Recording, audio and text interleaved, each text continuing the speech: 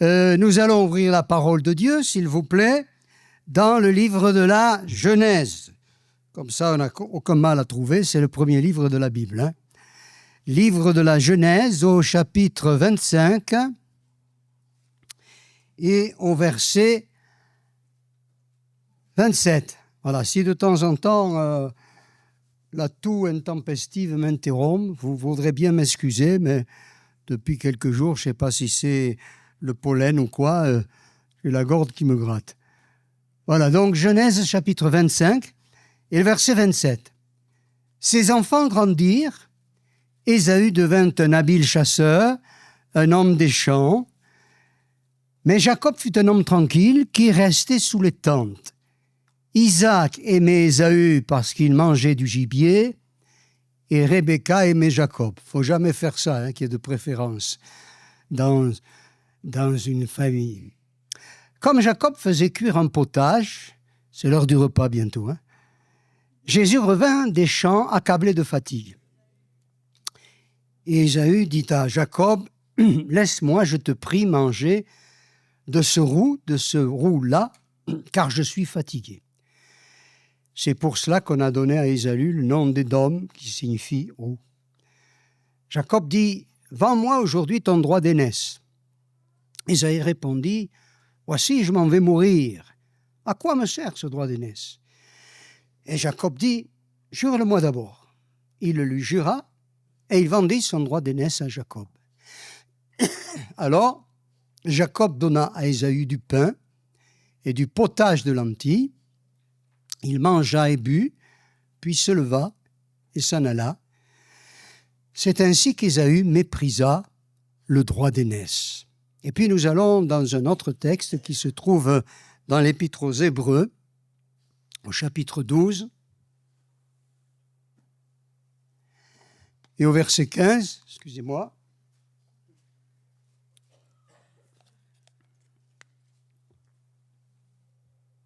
Épître aux Hébreux, chapitre 12, verset 15. « Veillez à ce que nul ne se prive de la grâce de Dieu, à ce qu'aucune racine d'amertume, poussant des rejetons, ne produise du trouble, et que plusieurs n'en soient infectés. À ce qu'il n'y ait ni impudique, ni profane, comme Ésaü, qui pour un mets vendit son droit d'aînesse. » Vous savez que plus tard, voulant obtenir la bénédiction, il fut rejeté, quoiqu'il la sollicita avec larmes, car son repentir ne put avoir aucun effet.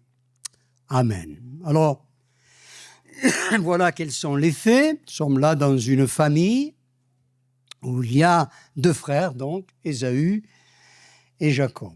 Ésaü est l'aîné, et en tant qu'aîné, il aurait dû normalement bénéficier de ce qu'on appelait chez les Israélites le droit d'aînesse.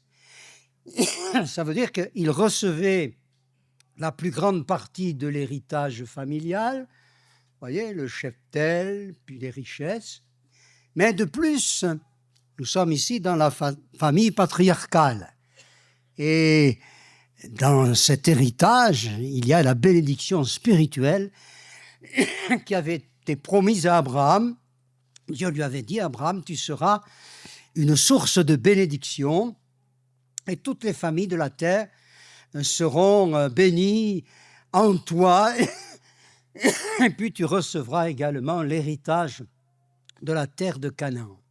Et Dieu a tenu sa promesse, parce que c'est vrai que Israël a conquis le pays de Canaan, où il s'y est installé, l'actuel pays d'Israël.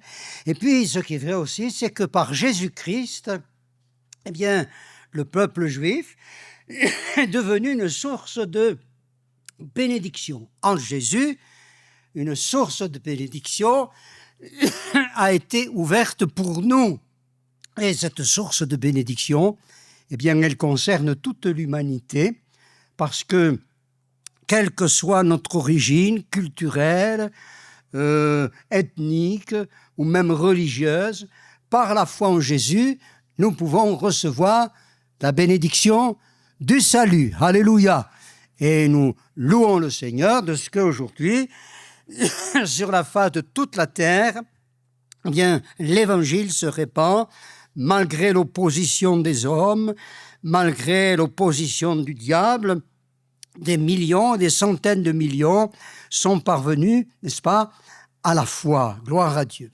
Et voyez-vous, Ésaü, eh bien, c'est cette bénédiction qu'il a méprisée, qu'il a galvaudée. Hein. Il a simplement dit, voilà, à quoi me sert ce droit d'aînesse? Et il a vendu ça pour un plat de lentilles. Vous vous rendez compte? Pour un plat de lentilles. Je sais bien que le petit salé aux lentilles, c'est bon, hein? Mais enfin, tout de même, vendre la bénédiction, vendre l'héritage, mépriser le droit d'aînesse pour ça, c'est pas très glorieux. La parole de Dieu nous dit que dans l'Épître aux Hébreux, nous avons lu que Ésaü était un profane. Qu'est-ce que c'est un profane? Ben c'est ça.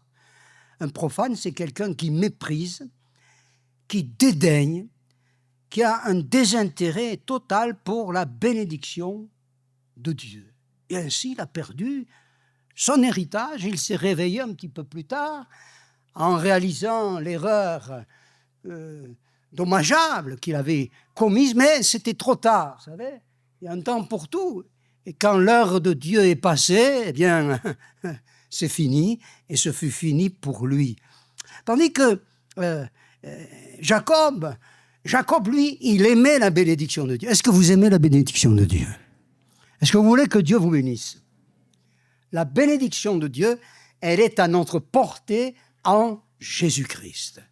Et nous pouvons tous et toutes en bénéficier, parce que le désir le plus ardent du Seigneur, c'est de nous bénir. Vous savez, bénir, ça veut dire dire du bien.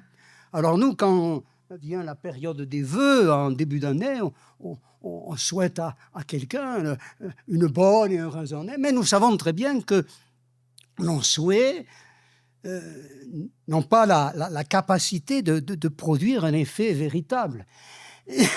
Nous souhaitons, même si nous sommes sincères, le meilleur, mais le sort en décidera peut-être autrement. Mais quand Dieu bénit, eh bien, il ordonne à la bénédiction de venir sur notre vie. Et moi, j'aime la bénédiction de Dieu.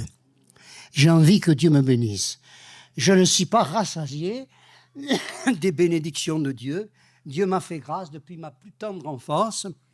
Le temps a passé, je me rends compte que je suis en train de devenir un vieux bonhomme, hein, mais je bénis le Seigneur pour le chemin parcouru, pour la fidélité, pour la patience du Seigneur, pour la bonté qu'il a eue en ma faveur, et j'ai encore faim et soif de recevoir la bénédiction de Dieu, parce que je crois que le Seigneur réserve pour nous de bonnes choses. Alléluia.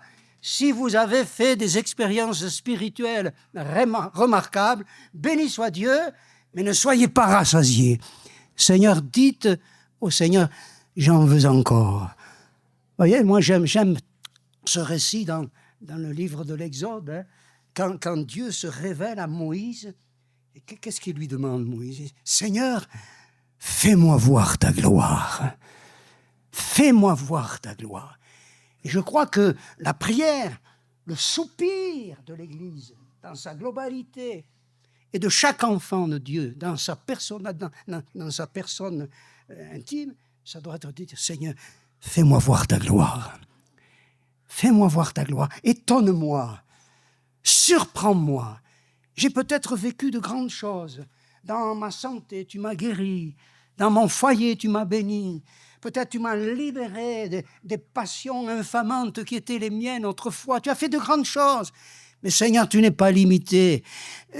Tu n'es pas à court de bénédictions. Et je veux être béni de toi. Voyez? Et Ésaü, il a méprisé. Il a méprisé l'héritage. Vous savez que nous avons un héritage? Alléluia, nous avons un héritage. Regardez, lisez avec moi Romains chapitre 8, verset 15. N'attendez pas l'héritage de l'oncle d'Amérique, ça ne viendra pas, hein? Et c'est un autre héritage. Vous n'avez pas reçu un esprit de servitude. pour être encore dans la crainte.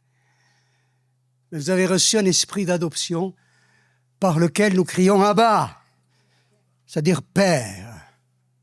Continue. L'esprit de Dieu, lui-même rend témoignage à notre esprit que nous sommes enfants de Dieu. Et si nous sommes enfants, nous sommes aussi héritiers. Voilà l'héritage. Héritiers de Dieu et co-héritiers de Christ, si toutefois nous souffrons avec lui afin d'être glorifiés avec lui. Amen. Quel est notre héritage? L'apôtre Jean dira, la promesse qu'il nous a faite, c'est la vie éternelle. Voilà l'héritage. La vie éternelle. Non, mais vous vous rendez compte? Ça dure longtemps, la vie éternelle. Hein? Ça ne finit jamais. Et ce sera, dans la présence de Dieu, un bonheur parfait, un bonheur sans ombre, un bonheur absolu, un bonheur éternel, définitif. Mon frère, ma soeur, tu as tes combats, tu as tes luttes, tu as tes souffrances. Peut-être parfois tu verses des larmes en secret, Dieu le sait, Dieu le voit. Mais prends courage, ce n'est que pour un temps. Et la Bible dit que nos légères afflictions du moment présent produisent pour nous un poids éternel de gloire. Un jour nous y serons là-haut, hein? Alléluia. Jésus viendra nous chercher. Et même si entre-temps il nous faut passer par la mort, par le tombeau, même s'il ne reste, excusez-moi, qu'au bout de quelque temps, que quelques ossements desséchés au fond d'un cercueil, quand Christ reviendra, il rendra la vie à nos corps mortels. Et puis le Seigneur peut venir demain matin. Alors nous partirons avec lui dans la gloire. Quel héritage! Moi, je me réjouis. Je veux être comment? Sans cesse émerveillé du salut, voyez-vous. La vie passe tellement vite. C'est pas vrai, frères et sœurs? Moi, je suis tout étonné d'être arrivé à l'âge où je suis. Je vous dis, non, mais c'est hier que j'avais 15 ans, hein? C'est avant-hier que j'en avais 20. La vie a défilé et des fois, on dit, oh, doucement, on s'arrête là. Non, ça continue à avancer. 70 et puis tout le reste. Hein. Je disais à ma femme, il y a quelque temps, tu te rends compte, encore quelques années, j'arrive à 80. C'est pas possible. Mais si, c'est possible. On n'arrête pas le cours de l'existence. Mais l'éternité nous attend. Quel héritage! Vous avez le droit de sourire, hein? Je suis sauvé, alléluia. Vous avez devant vous quelqu'un qui est sauvé, qui est promis à la vie éternelle. Alléluia! Et ça, c'est formidable, c'est extraordinaire. Les gens de ce monde n'ont pas ça. Je me dis, mais comment ils font pour vivre comme... La vie n'a pas de sens. Vous voyez, on avait un voisin sympathique, gentil, il avait le même prénom que moi, hein. Et quand je lui ai offert la Bible, il l'a prise, mais avec un geste de dédain, de mépris. Et puis cet homme, qui n'était pas très âgé, est décédé. Il est parti sans espérance. C'est tragique, ça. Nous avons une espérance. Et en attendant, Dieu nous a versé un acompte. Vous voyez, quand vous achetez un bien immobilier, une maison, un appartement, vous allez devant le notaire et, n'est-ce pas, vous versez un acompte des arts au vendeur en tant qu'acquéreur. Et cet acompte garantit de votre part que d'ici quelque temps, vous compléterez la totalité de la somme due.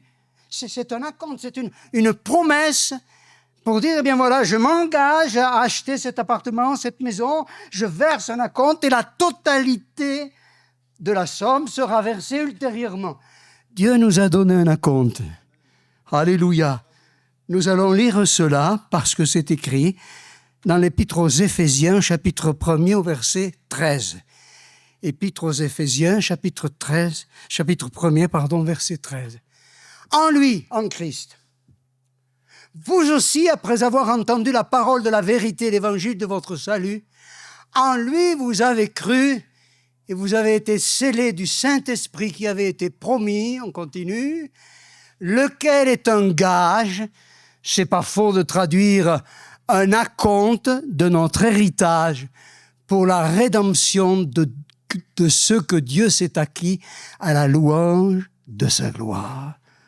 L'acompte de l'héritage, c'est la présence du Saint-Esprit en nous. Alléluia. Dieu ne nous dit pas, écoute, je te sauve, je pardonne tes péchés, ok, je te prépare une place dans le ciel, mais en attendant, mon ami, eh bien, faut que tu vives ta vie tout seul. Non. Non, non, non. Il vit en moi par son esprit. Il vit en moi. La présence de Dieu est en moi. La présence de Dieu est en moi. C'est l'héritage. C'est l'acompte de l'héritage. L'Esprit de Dieu. Notre corps devient le temple du Saint-Esprit. Vous avez une salle magnifique. Mais ce n'est qu'un local. Et je ne veux pas vous offenser, mais tout à l'heure, quand nous serons partis, il n'aura rien de spécial, ce local. Ce qui est l'important, ce n'est pas les 4 murs et le plafond qui nous reçoivent. C'est vous qui constituez le peuple de Dieu. Et c'est vous qui, n'est-ce pas, eh bien, êtes devenus, chacun pour votre part et dans la globalité aussi, le temple, la demeure du Saint-Esprit. Le Saint-Esprit fait une œuvre merveilleuse. Il nous a fait naître de nouveau. Alléluia. C'est quelque chose, ça. Il produit en nous le fruit de l'Esprit. Il a changé notre caractère, notre mentalité. Il continue de le faire. Le Saint-Esprit, eh bien, nous l'avons reçu en abondance. Nous avons été baptisés du Saint-Esprit. Qui a été baptisé du Saint-Esprit ici? Vous y croyez encore à l'Église à l'Est, au baptême du Saint-Esprit? Amen. Les dons spirituels, c'est notre héritage. C'est notre héritage. Et tout ça, il ne faut pas le galvauder, il ne faut pas le mépriser. Vous savez, il y a des chrétiens qui prient. Alors, si vous l'avez fait, ce n'est pas un péché, hein, non. Il dit, Seigneur, accorde-nous la double portion de ton esprit. Vous avez entendu ça des fois? Il se réfère à la prière qu'a formulée Élisée. Vous savez, Élie devait partir dans la gloire. Et il a dit à son collègue et successeur Élisée, qu'est-ce que tu veux que je fasse pour toi avant que je m'en aille? Qu'il y ait sur moi la double portion de ton esprit. Qu'est-ce que ça voulait dire? Eh bien, on revient à l'histoire des amis. Ça voulait dire que Élisée revendiquait le fait d'être l'héritier spirituel de son prédécesseur, du prophète Élie. Mais nous, ce n'est pas ni la demi-portion, ni la double part que Dieu nous promet. C'est quoi? C'est la plénitude. C'est la plénitude. Regardez avec moi ce qui est dit dans un passage que j'aime beaucoup, Éphésiens chapitre 3, verset 14. À cause de cela, dit Paul, bon, c'est un passage un peu long, mais ça vaut la peine de le lire.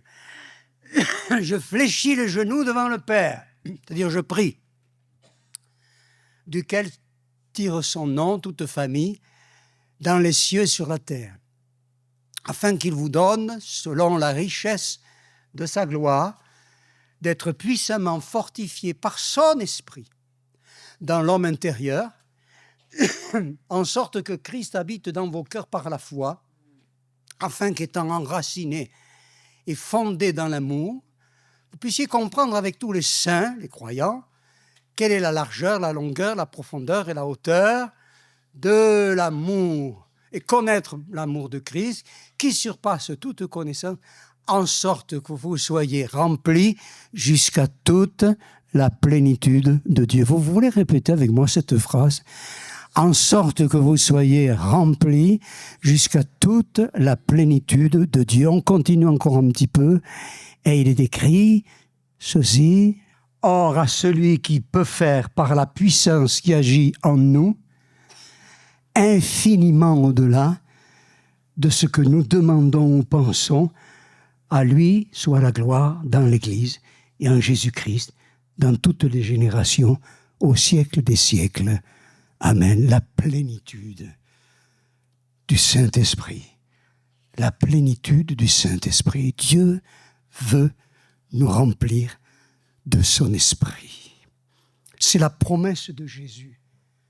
Sur le mont des Oliviers, quelques instants avant d'être élevé à la droite du Père, Jésus a dit, vous recevrez le Saint-Esprit. Dans peu de jours, vous serez baptisés dans le Saint-Esprit. Vous recevrez une puissance, celle du Saint-Esprit survenant sur vous, et vous serez mes témoins à Jérusalem, en Judée, en Samarie, et jusqu'aux extrémités de la terre.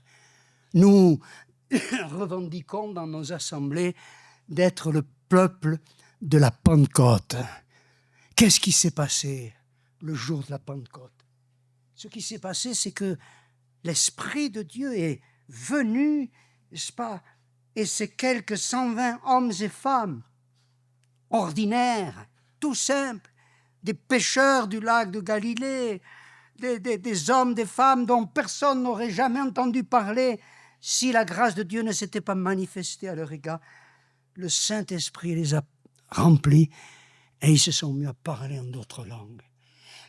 Et remplis du Saint-Esprit comme ils l'ont été, ils ont commencé à témoigner du Seigneur Jésus et nous sommes le fruit, le résultat de cette œuvre de l'Esprit. Et nous devons, en tant que croyants, aspirer à cette plénitude. Frères et sœurs, écoutez-moi, c'est basique ce que je vous dis. Mais cherchez la présence du Saint-Esprit. Si vous n'êtes pas encore baptisé dans le Saint-Esprit, cherchez le Saint-Esprit. Je me souviens quand j'étais enfant, j'avais autour de moi ma mère et puis d'autres croyants, ils se rassemblaient, ils priaient, ils jeûnaient, parce qu'ils voulaient recevoir cette onction de l'Esprit sur leur vie. Il faut que cette soif intérieure nous habite toujours. Et l'apôtre Pierre, terminant sa prédication le jour de la Pentecôte, dira que la promesse, elle est pour nous, pour nos enfants et pour tous ceux que le Seigneur appellera, à aussi grand nombre qu'ils soient. Et même si vous avez été remplis du Saint-Esprit, s'il y a 6 mois, s'il y a 1 an, s'il y a 10 ans, s'il y a 20 ans, oh, vous vous êtes mis à parler en langue, gloire à Dieu. Mais aujourd'hui, qu'en est-il? Est-ce que cette plénitude vous anime? Est-ce que dans vos moments de recueillement personnel, eh bien, vous parlez en langue abondamment, vous vous laissez renouveler dans votre être intérieur par le Saint-Esprit? Il faut vivre cette dimension spirituelle, la vie de l'Esprit. Il ne faut pas que simplement ces choses-là soient inscrites dans notre confession de foi. Nous, pentecôtistes, nous croyons au baptême du Saint-Esprit. Mais il faut que nous vivions l'expérience de la Pentecôte et que nous soyons à cet égard sans cesse renouvelés par la grâce de Dieu. C'est tellement glorieux quand l'Esprit nous visite, non? C'est bon, hein? C'est bon. C'est formidable. Il y a des années de cela, j'ai eu un souci de santé assez sérieux et je me suis retrouvé à l'hôpital. Et mon épouse est venue me voir, passer l'après-midi avec moi, et puis, il fallait s'occuper des enfants, qui étaient jeunes encore. Donc, elle est partie, j'étais dans ma chambre toute seule. Je souffrais en plus, que j'avais mal. Vous savez, à l'hôpital, quand le soir descend, l'infirmière de nuit fait sa dernière visite, il y a un coup de blues là terrible. Et tout à coup, l'Esprit de Dieu est venu. Je n'ai pas forcé les choses, vous voyez, j'avais pas le dernier CD ou je sais pas quoi de Dan Luten ou de... Non, j'avais rien de tout ça. J'avais pas un grand prédicateur mondialement connu pour m'exhorter. Non. Mais le Saint-Esprit est venu. J'avais toujours mal, Le Saint-Esprit était là. Il m'a saisi, il m'a rempli. Je vous assure, j'ai vécu un moment formidable. Rempli du Saint-Esprit. J'ai loué Dieu. Je pleurais, mais plus de douleur. Je pleurais de joie. Mais c'est ça la vie de l'Esprit. C'est pas parce que je suis un type exceptionnel. Non, c'est à la portée de chaque chrétien. Quand le Saint-Esprit prend le relais, quand on est au bout du rouleau, quand on est fatigué, physiquement peut-être, moralement, spirituellement, quand l'épreuve nous accable, le Saint-Esprit vient, c'est le divin consolateur. Et c'est glorieux, mes amis. La Bible dit que celui qui parle en langue, il s'édifie lui-même. Et moi, je crois à la réalité du baptême dans le Saint-Esprit. Je crois encore que le signe initial, l'évidence première du baptême dans le Saint-Esprit, c'est le parler en langue. Et vous dites Alléluia, parce que vous le croyez aussi. Et ces choses-là, il faut les vivre. Et puis, ça ne s'arrête pas là. Ça ne s'arrête pas là. Vous qui êtes baptisés dans le Saint-Esprit, vous savez que Dieu a une autre promesse encore pour vous? Regardez voir 1 Corinthiens chapitre 12. Verset 1er. Ça va, pasteur, je ne dépasse pas le temps? Bon.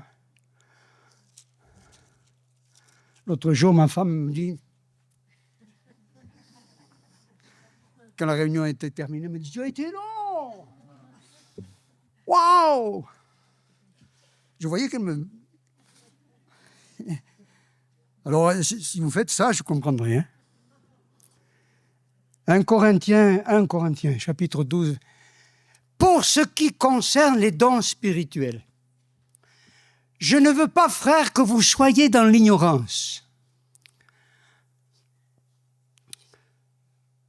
Après, on va jusqu'au verset.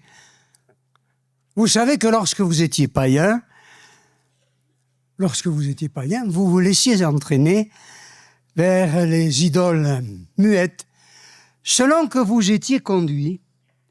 C'est pourquoi je vous déclare que nul, s'il parle par l'Esprit de Dieu, ne dit Jésus est anathème, c'est-à-dire Jésus est maudit, et que nul ne peut dire Jésus est le Seigneur si ce n'est par le Saint-Esprit. Écoutez ça, il y a diversité de dons, mais le même Esprit. Diversité de ministères, mais le même Seigneur. Diversité d'opérations, mais le même Dieu qui opère tout en tous. Écoutez encore. Or à chacun, pas à quelques-uns, pas au nec plus ultra de l'Église évangélique Assemblée de Dieu d'Alès ou d'ailleurs. Pas des gens triés sur le volet, à chacun. La manifestation de l'Esprit est donnée pour l'utilité commune. En effet, à l'un est donnée par l'Esprit une parole de sagesse, à un autre une parole de connaissance, selon le même Esprit, à un autre la foi par le même Esprit, à un autre le don de guérison par le même Esprit, à un autre le don d'opérer des miracles, à un autre la prophétie, à un autre le discernement des esprits, à un autre la diversité des langues, à un autre l'interprétation des langues. Un seul et même Esprit opère toutes ces choses, les distribuant à chacun en particulier comme il veut. Si vous avez votre Bible ouverte, mettez votre doigt sur ce passage et dites, là, il y a quelque chose pour moi. Quelque chose que Dieu veut m'accorder. Dans cette liste des dons spirituels, Dieu veut me faire cette grâce de se servir de moi au travers des dons de l'Esprit. Au travers des dons de l'Esprit. C'est glorieux, les dons de l'Esprit. C'est magnifique, les dons de l'Esprit. Dieu parle encore au milieu de nous. Alléluia. Dieu parle encore au milieu de nous. Il y a quelque temps, tenez un témoignage personnel. Ça vous arrive d'être découragé?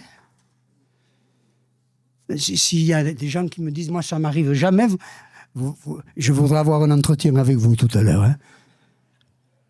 Et un jour, j'ai lu une biographie d'un homme de Dieu du passé qui a amené au Seigneur, on estime, 1 million d'âmes à la conversion. Alors moi, je me suis dit, mais Tu étais un minable, toi, à côté. Hein? Et toute la nuit, j'ai ressassé ça. Ton ministère, c'est... Et puis le lendemain, il y avait une réunion de prière. Le lendemain matin. Et j'avais partagé ça avec personne, même pas avec mon épouse. Et ce matin-là, il y a un frère, il a donné un don spirituel. Et grosso modo, ça disait, mais quand le diable t'attaque, quand le diable te fait des misères, enfin, je le dis comme ça, réagis comme Jésus a fait à l'égard de Pierre. Arrière de moi, Satan. J'ai compris que le Seigneur me parlait là.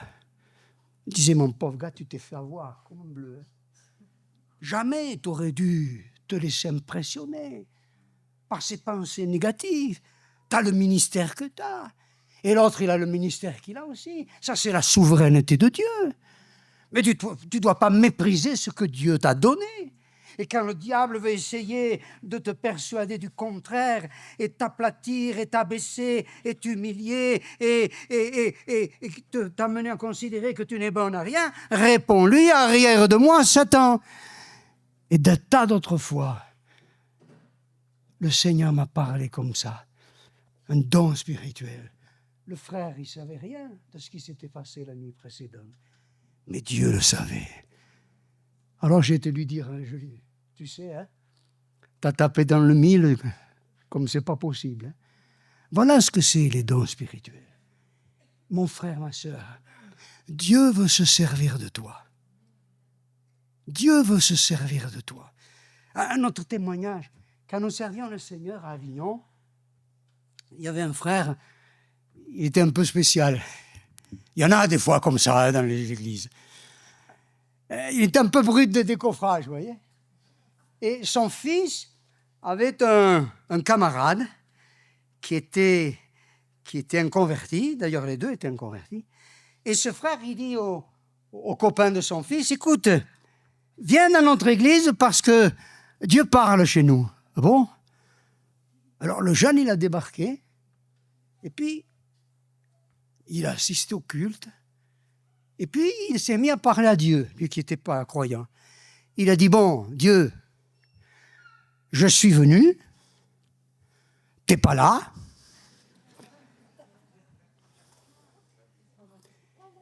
je reviendrai plus jamais ici. C'est clair, hein? Il avait à peine dit ça. Derrière lui, il y avait une petite sœur, vous savez, une grand-mère avec une voix un peu chevrotante. Elle a dit, non, non, mon enfant, ne pars pas, je suis là. Il a été scié, le garçon. Il s'est dit, oh là là, il se passe... Mais alors, Dieu est là, hein? Vous voyez? Dieu parle encore.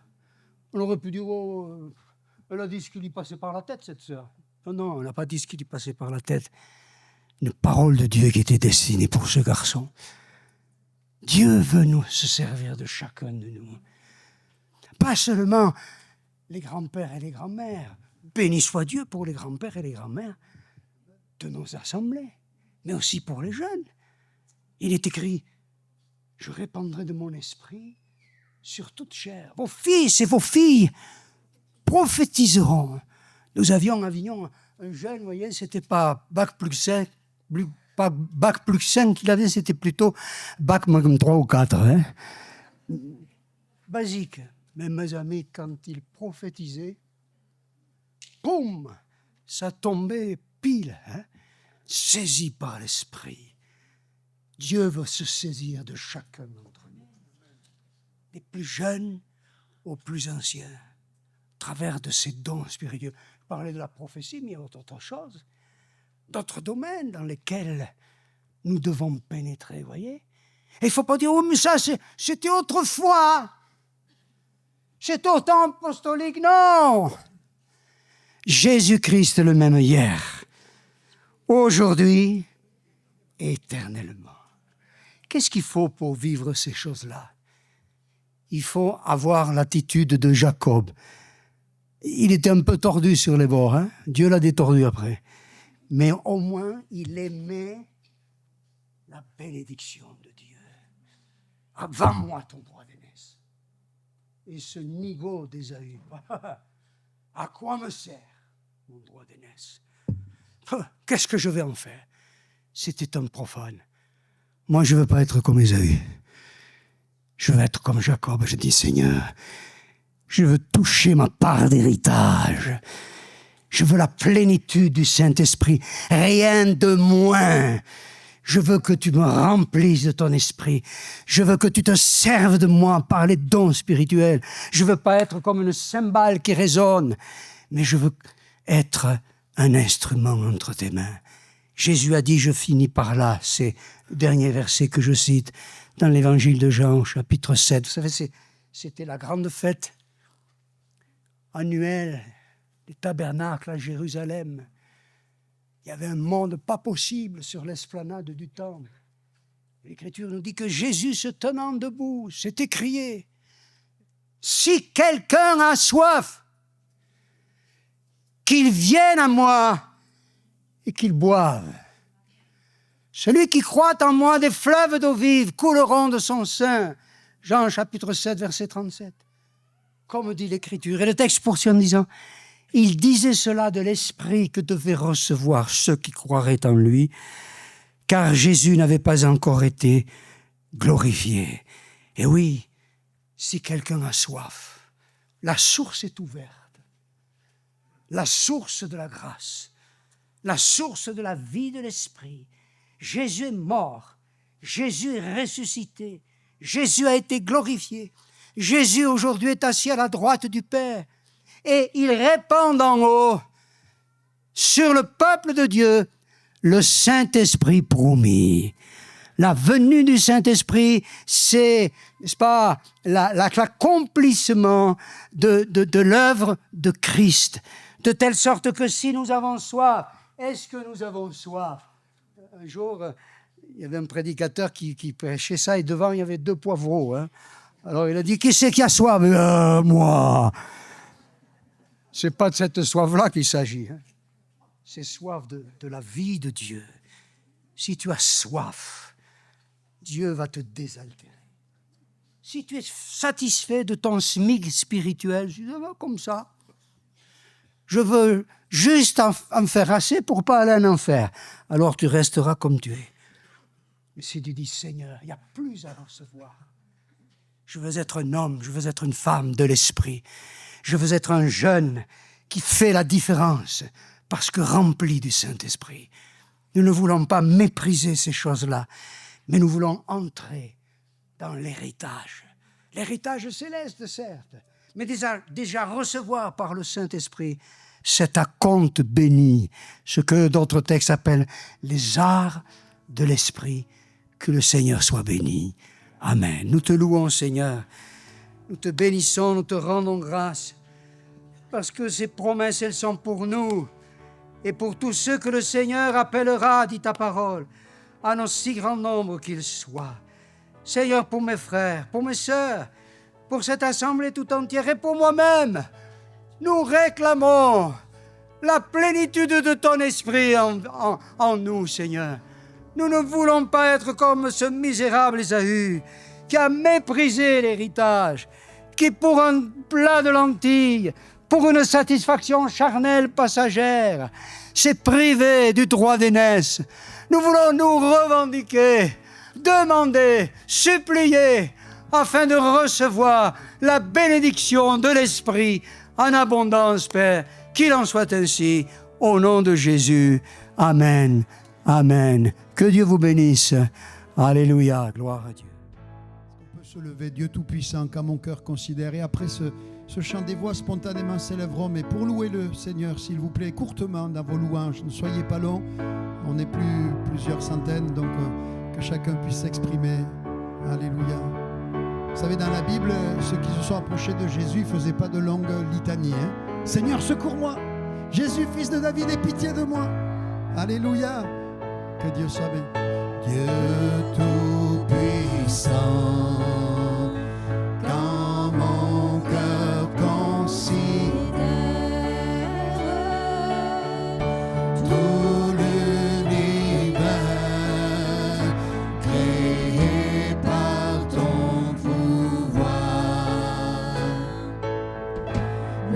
ciel d'azur,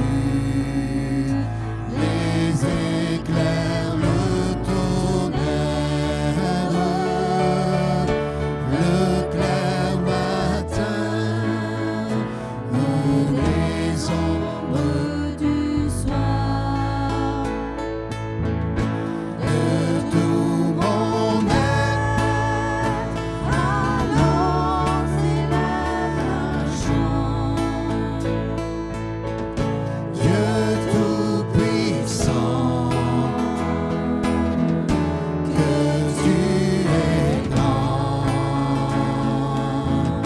de tout mon être, alors s'élève un chant. Dieu tout-puissant, que tu es grand, quand par les bois, Pour la forêt profonde, j'entends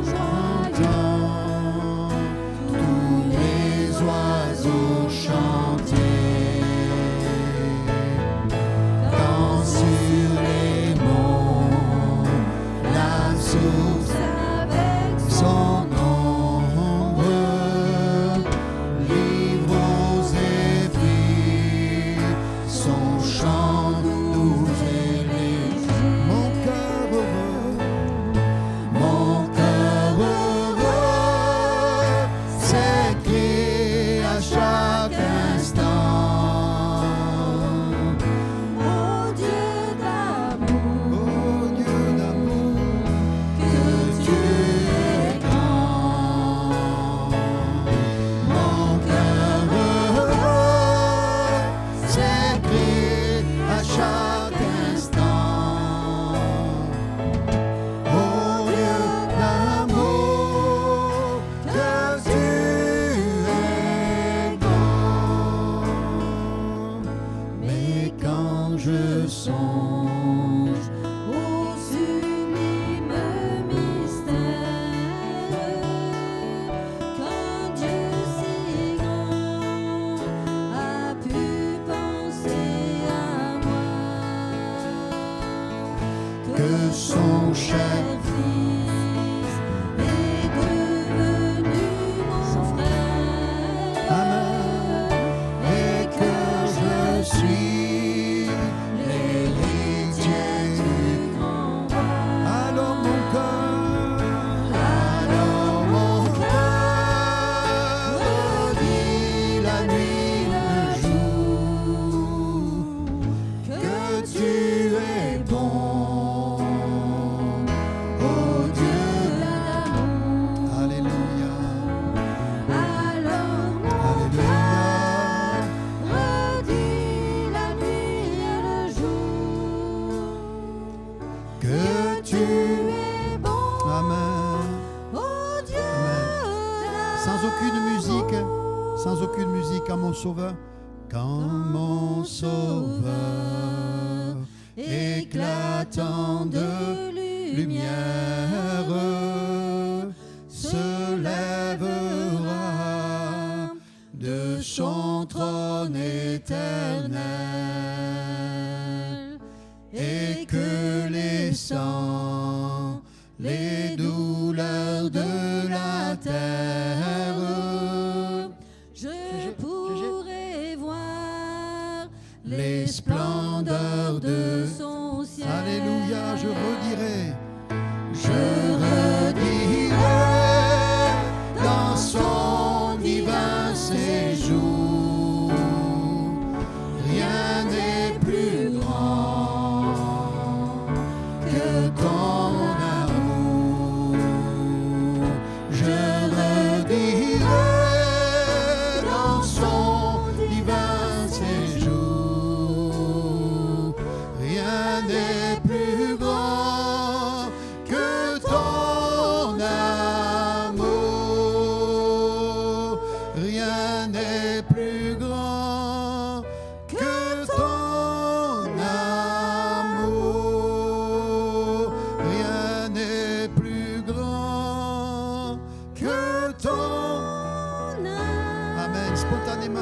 s'élèvent courtement, mais bénissent le Seigneur. Alléluia, que Dieu soit béni. Élevez vos voix.